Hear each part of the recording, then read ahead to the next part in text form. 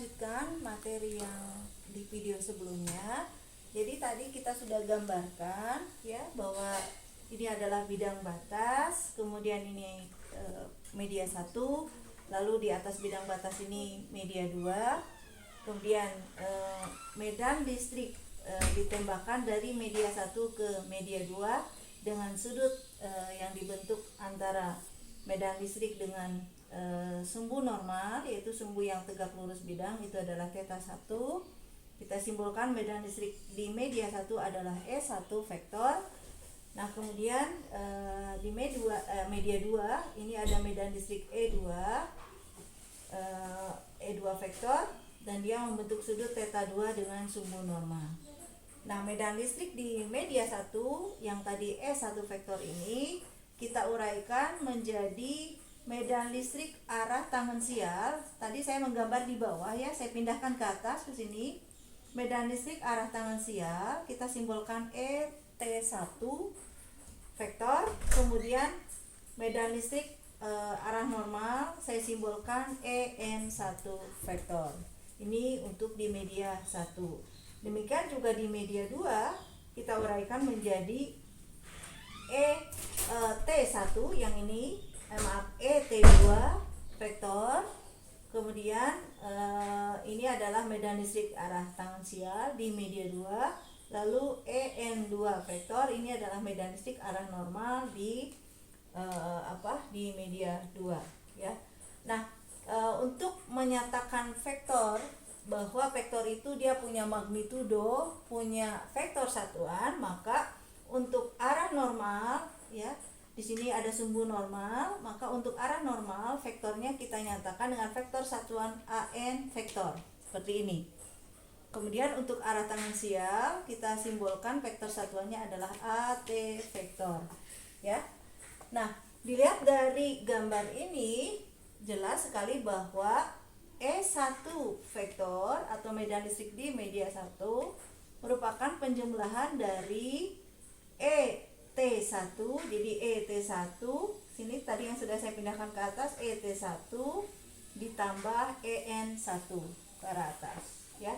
Jadi E1 vektor sama dengan ET1 ditambah EN1.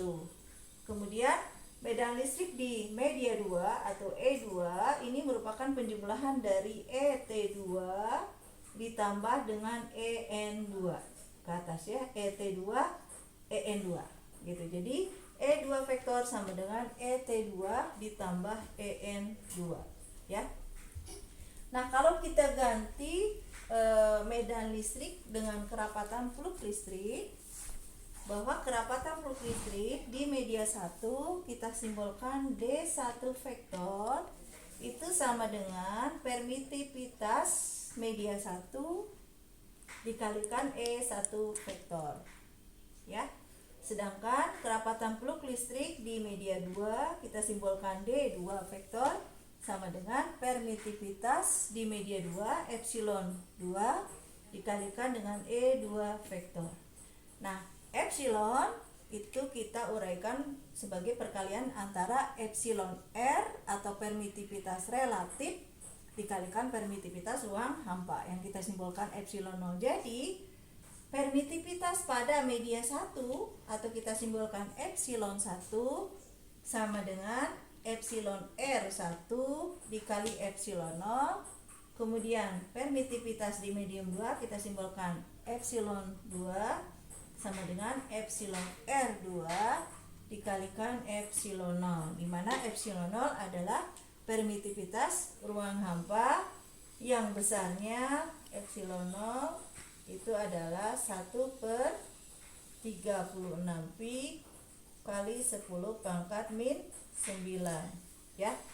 Nah, apa syarat batas yang harus dipenuhi bagi medan listrik antara media 1 dengan media 2? Jadi syarat batas itu adalah komponen medan listrik di bidang batas itu apa yang harus terpenuhi ya.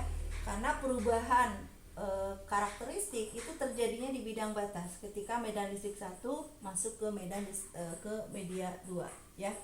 Nah, oleh karena itu kita bahas dulu syarat batas normal untuk medan listrik. Artinya kita fokus membahas medan listrik yang menjadi syarat batas di arah komponen normal atau di sumbu normal. Nah, kalau kita lihat di buku McD yang ini ya, buku McD Electromagnetic Fields and Waves dari McD F. Iskander, ini halaman 213 ya.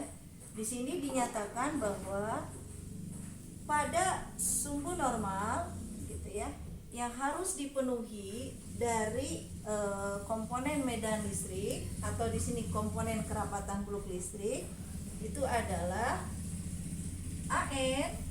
AN itu adalah vektor satuan arah normal. Ini harus dipenuhinya ya.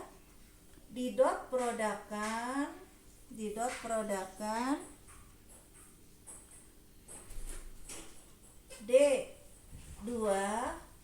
kerapatan peluk listrik di media 2 dikurangi kerapatan peluk listrik di media 1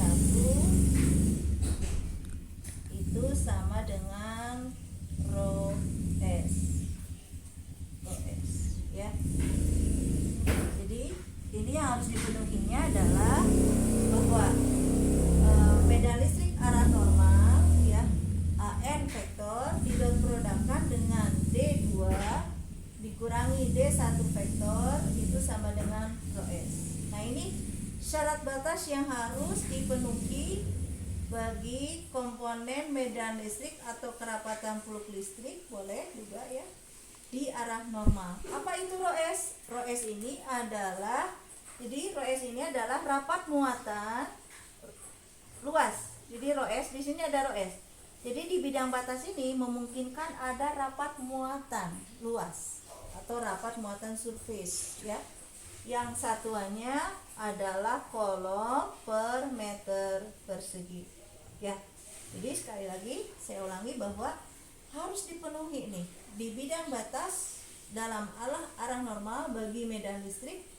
Dalam hal ini saya ambil persamaan kerapatan peluk listriknya bahwa AN vektor didot produkkan dengan D2 vektor dikurangi D1 vektor itu hasilnya harus sama dengan rho S. Oke, kita lanjutkan pada video berikutnya.